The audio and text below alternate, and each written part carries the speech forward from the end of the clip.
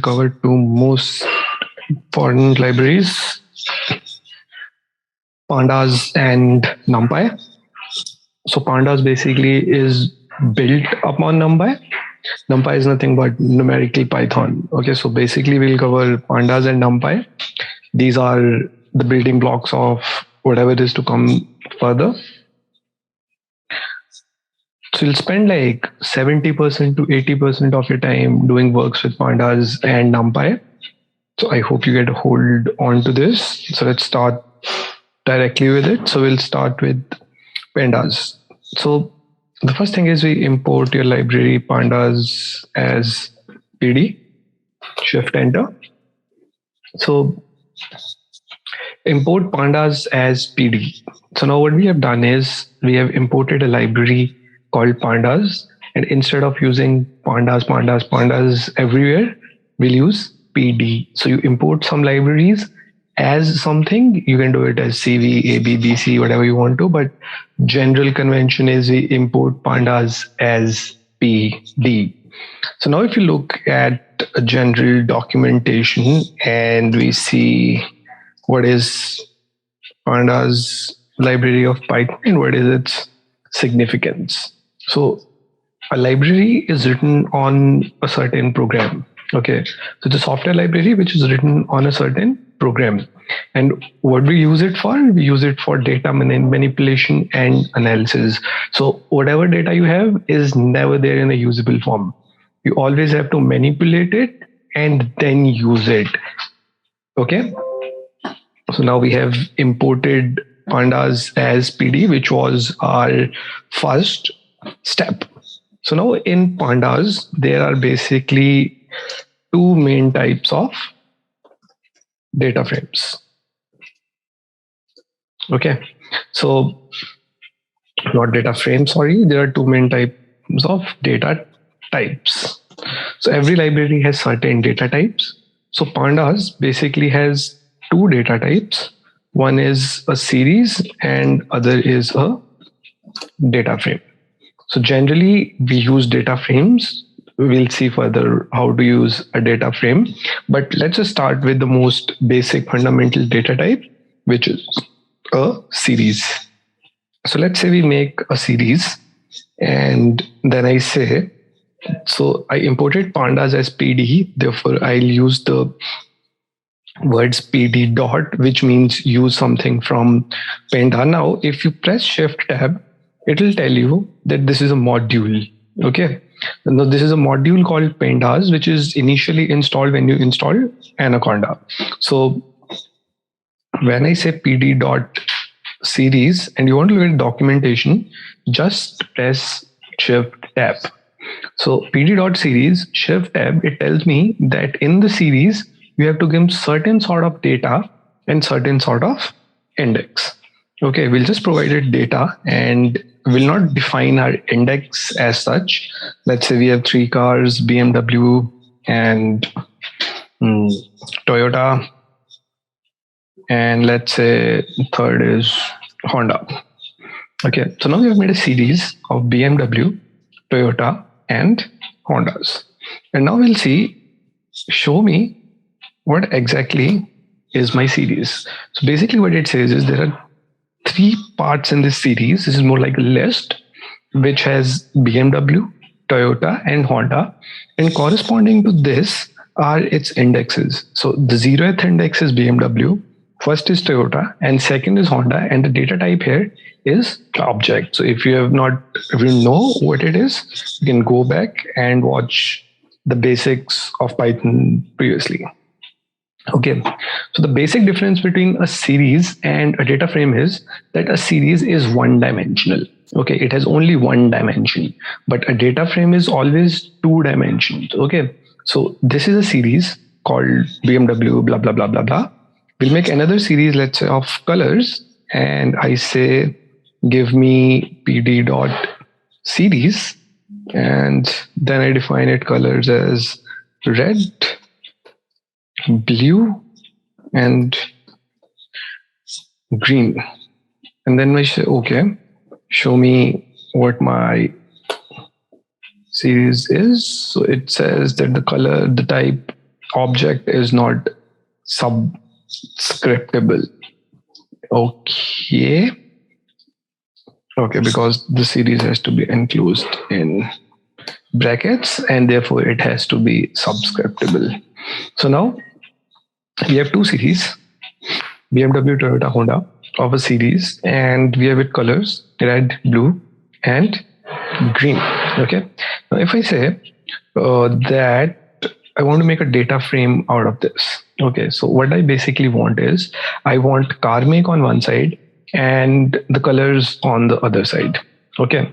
So what I'll do is I'll make sort of a dictionary. Okay. Let's say we want a make, and then I'll say make a data frame out of it. And if you press Shift Tab, you will see it has data, it has axes. Okay. So axes is basically rows and columns because it's two-dimensional. Therefore, it will have rows as well as columns. So let's make a data frame out of it. And what I say is in my data frame, I'll make a dictionary, and my dictionary says that my car make is nothing but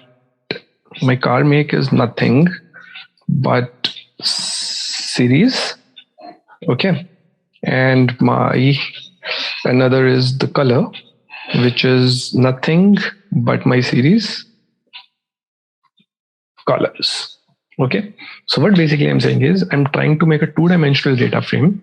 In that data frame, what I'm saying is that my car make is the series of it and the colors are the color of it.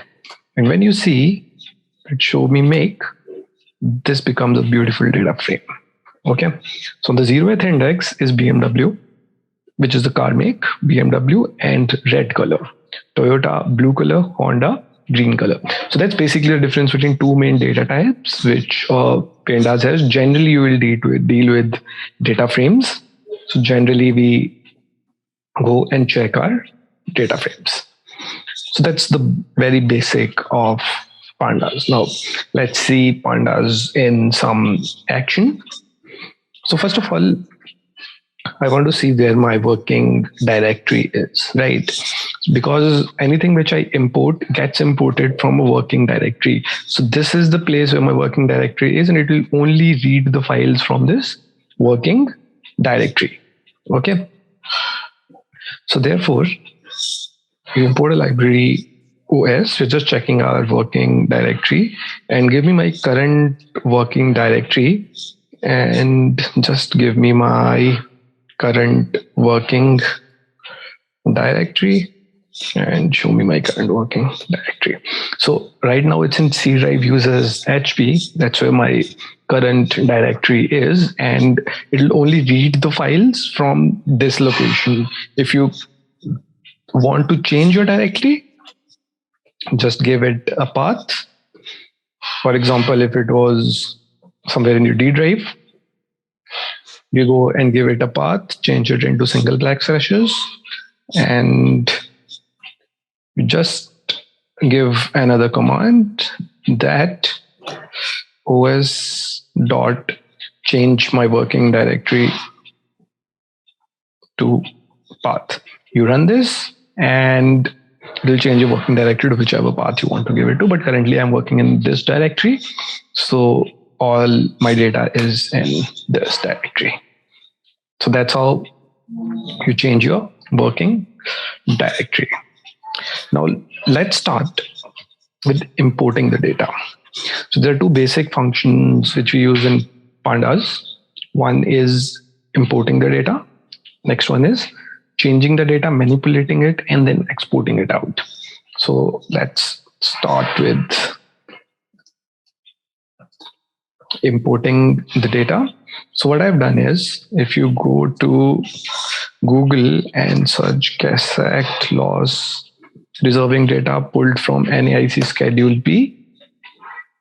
So this is a Casualty Actuarial Society website from where you will get your data. And what I've done is I've downloaded this commercial auto data set. So this is the data set which I'm using. So if you want to follow along, you can just download this commercial auto data set. and then we'll see. Now I'll say that in a certain data frame, you name whatever you want to name it. I name it df. I say pd. That's how you import a CSV. pd dot read underscore CSV, and I named it autodata dot CSV, and then show me my data frame. Okay, and it will show your data frame. So it's pretty easy. You just say that from pandas you've imported it as pd dot read underscore CSV, and then your data file in the CSV format. Now it has certain headers.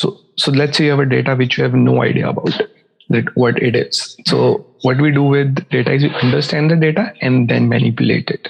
But here there are certain columns, and if you see, it is given in the variable description. So your GR code is nothing but the company code. GR name is the company name. So there is 266 code for a company called Public Underwriters Group. And then it says accident year. What was the accident year? And then what is the development year? So it's a triangle data. So therefore it is divided into the accident year and then development patterns. And the development lag is nothing but in how many years whatever has happened. Then incurred loss is nothing but your incurred loss and allocated expenses.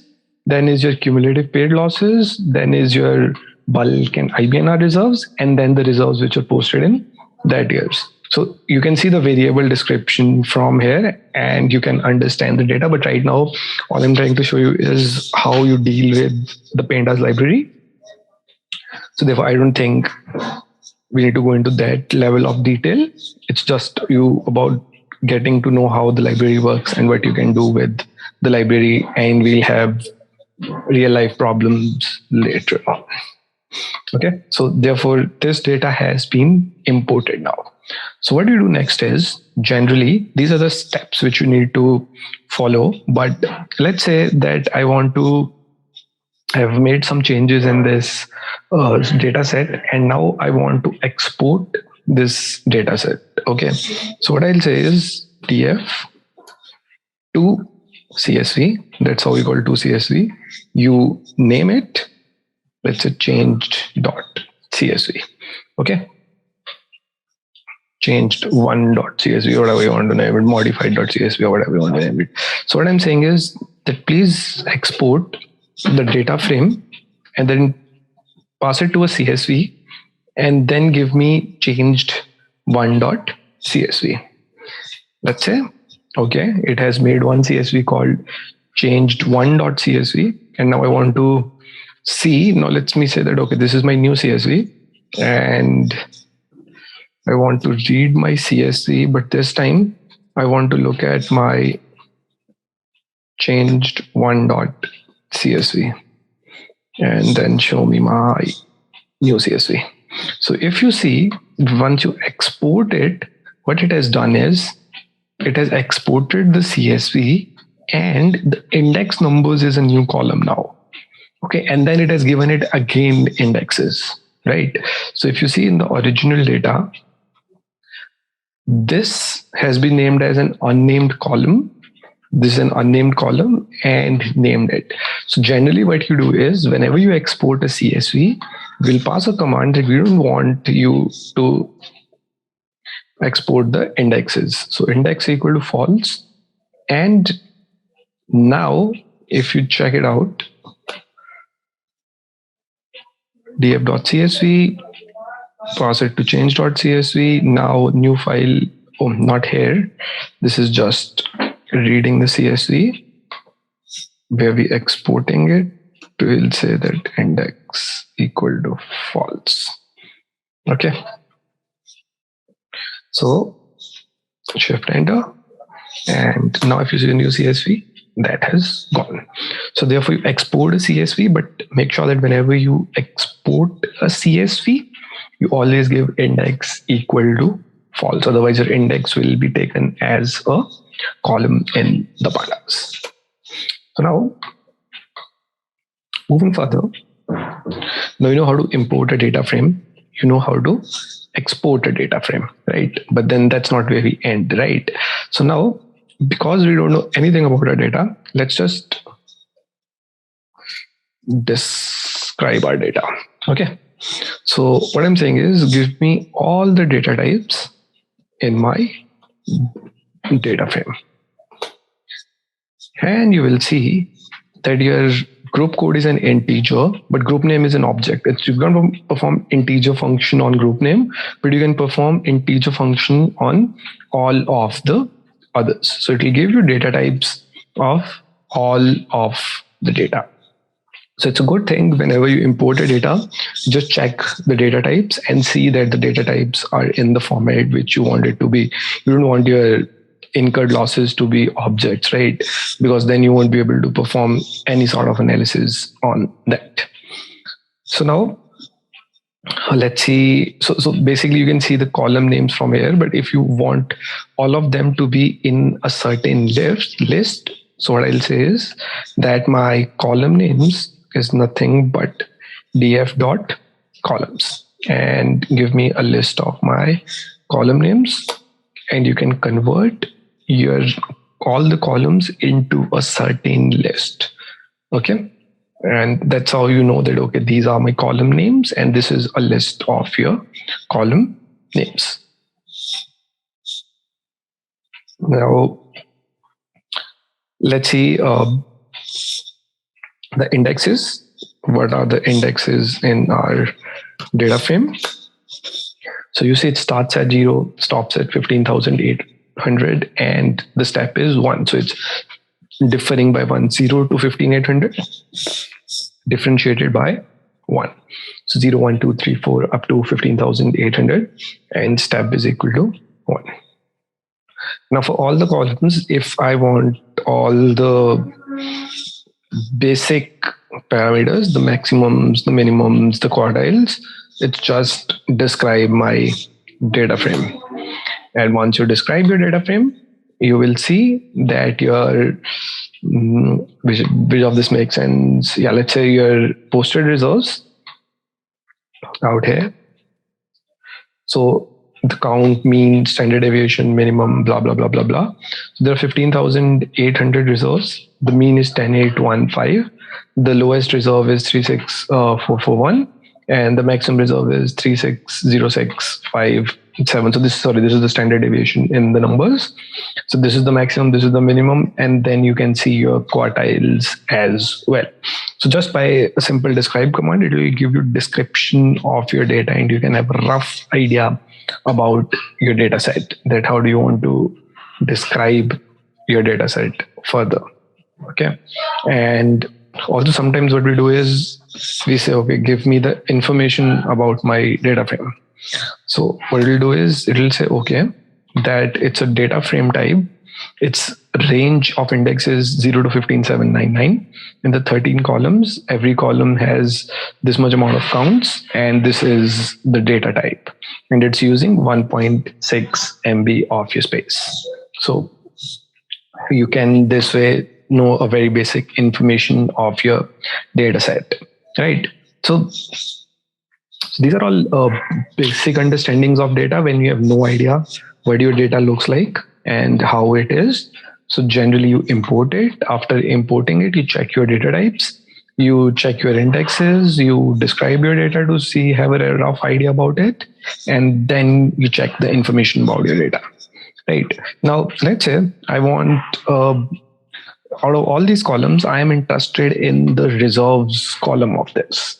So what I'll do is that from my data frame, give me this column. From my data frame, give me this column, and then get me the mean of this column, just this column. And you see that the mean of your reserves is 10,815, right?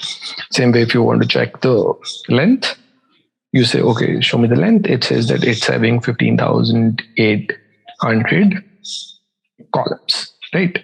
So that's how basically you understand your data, or if you are interested in a certain column, you understand it. If you want the minimum of it 0. So you can perform all basic functions. And so if you just type dot, it's saying that it's ZR code starting from this and X and DR and blah, blah, blah, blah, blah. This is just the data frame, and whatever function you want to perform, you can perform just simply by stating data frames column dot whatever you want it, mean, mode, million, all the basic data which you want. Also, you can get this from your describe section, which is a far easier way to do so. This is just to check the data. Now, let's say if I want to view my data, right? I just want to see certain part of my data. So generally, before all this, what you do is you get a data frame. And once you have got your data frame, what you do is you say, okay, show me the head of my data frame, right? Now, in head, generally, it shows you the first 5 items of it, but you can define, let's say, show me the first 10 columns of it. And it will show you 10 columns. So how many, whatever you want, you can see, but it's just giving you a head of your data, right? That these are the first 10 items in your data frame. Same way you can say, give me the tail of the data, right? And it will give you the last 10 items in your data. It's just when you want to see certain basic things in your data and just want to view the data overall, whether it's picking up your data correctly or not. So instead of getting all the data, what you say is give me either the head of the data or tail of the data. Generally, we check the head of the data, but depends what you want to check out of it. Okay. There's one very important command which you will use, which is called data frame dot LOC, which is locate. And if you press shift tab, it says that it's access a group of rows and column by label. So if you want only certain group of data from this, you can just say df dot locate the data for me and give me only the 3 columns, 3 rows of the data. So what it will do is up to index number 3, it will give you the data. So define wherever you want the data up till index number 3. So 0, 1, 2, 3. So if you want just a part of your data up to a certain point, that's how you can do it. Right. So moving further. Now again, we have seen the information about our data. We have seen the head of our data. We've seen the tail of our data. Now, let me say I want to check that what exactly are the companies which I'm dealing with. So it's GR name. And I said, just give me the group names and it will show you that, okay, you're dealing with certain companies, public underwriter groups and college liability insurance company, but it's of 15,800 in length, right?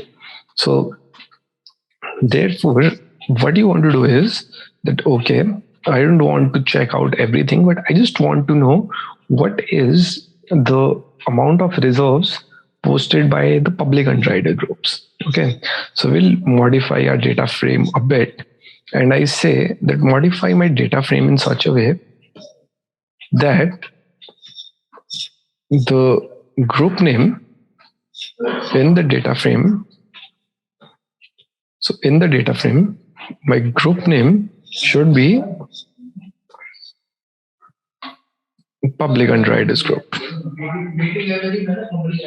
So in a public underwriters group, so what I've done is that I have created a modified data frame, and in the modified data frame, this modified data frame is a data frame of only public underwriters group, right? So I've taken out only public underwriters group. Now from the public underwriter group, give me the reserves. So the name of our reserves was posted reserves 97 underscore C.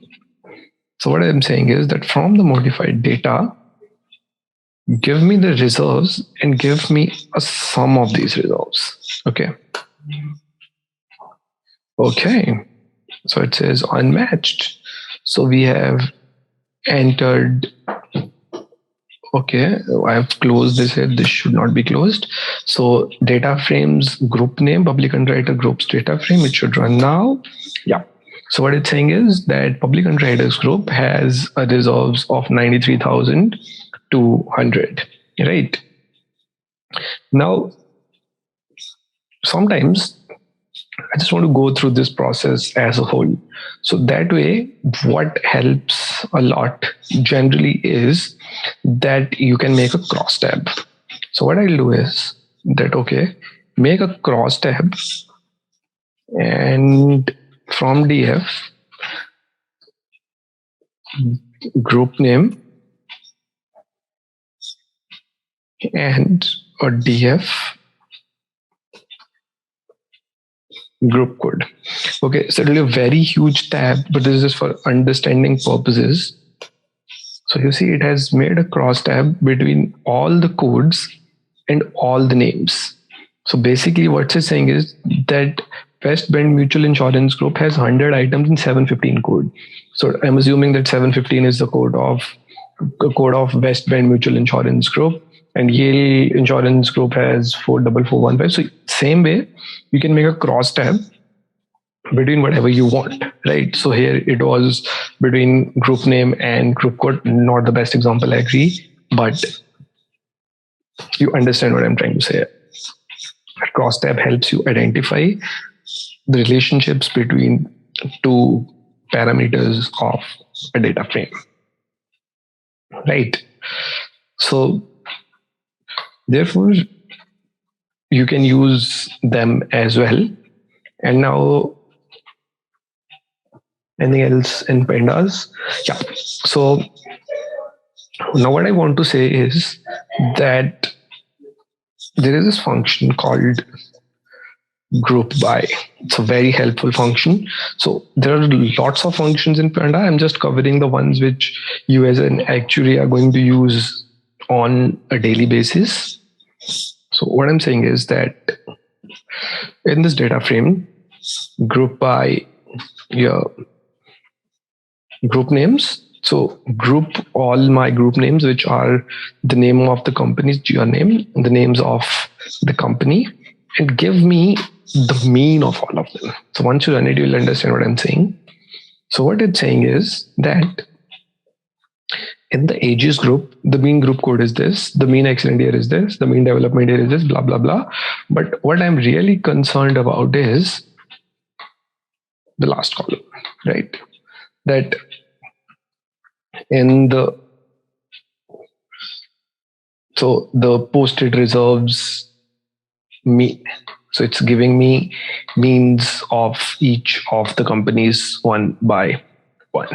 So this way you can group by a certain column and find the, so you're defining a group. It makes the group name as all rows, and then in the columns each individual item apart from whatever you're seeing, and then whatever function you are giving it by. So you can also group your data by using group by function, right? So I know these are not the best of examples right here, but once we use the real life cases, it will be very helpful and you will understand it in a better way, which we'll get used to. But right now, my main function, my main purpose rather, is to tell you how exactly pandas and numpy work and what exactly are these, right? So you have a rough idea of the concepts. So this is all a conceptual video rather than taking you through on certain hands-on. We'll do that later on, but I guess you got the idea behind what I was trying to tell you, right? And then let's say you want to plot a certain item. Matplotlib is better to use, but using just your pandas also, you can do that. So what I'm saying is that please plot all my resolves. And what it did is it just plotted your reserves for you. As you can see that this is a general plot of all of your reserves. So if you don't want to see it as a plot and you just want a histogram out of it, I'll just say hist and shift enter and it plots your histogram.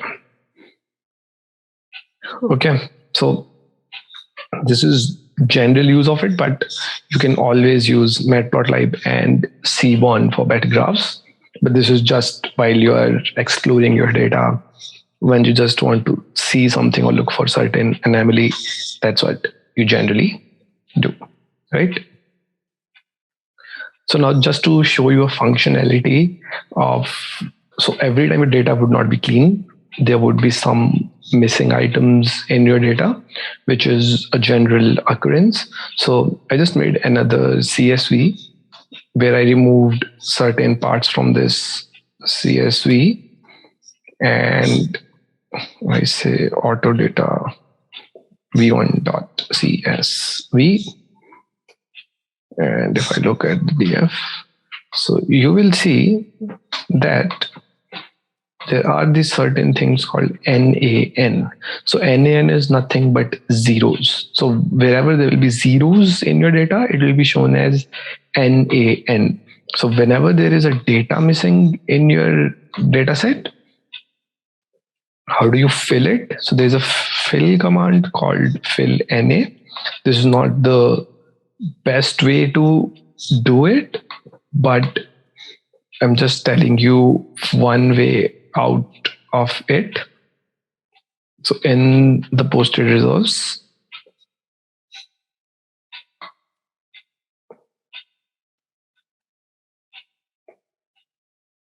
so what I'm technically saying is that in my posted reserves,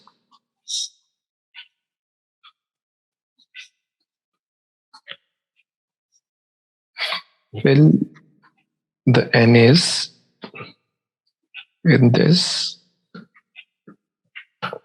fill the NA shift tab. It says, so the method is fill NA options, a lot of options. You can fill in the mean, you can fill in the previous data, you can fill in the upward data, which is the forward fill. So if you here was 0, you want to fill it with 159, that's forward fill. If you want to fill this data from this, it's called a backward fill. So you can do a forward fill as well as a backward fill. So when I say fill NA, and then again what I'm doing is that fill all the NAs in this part with the mean. And now if you see df.head first 10, so you will see it has done nothing but took out the mean 10,812 and fill your NaNs with 10,812. So like this, you can manipulate your CSVs and then also save your final CSVs by using the .to CSV command, which we saw later on, right? So these are all the basic functionalities of Pandas, right?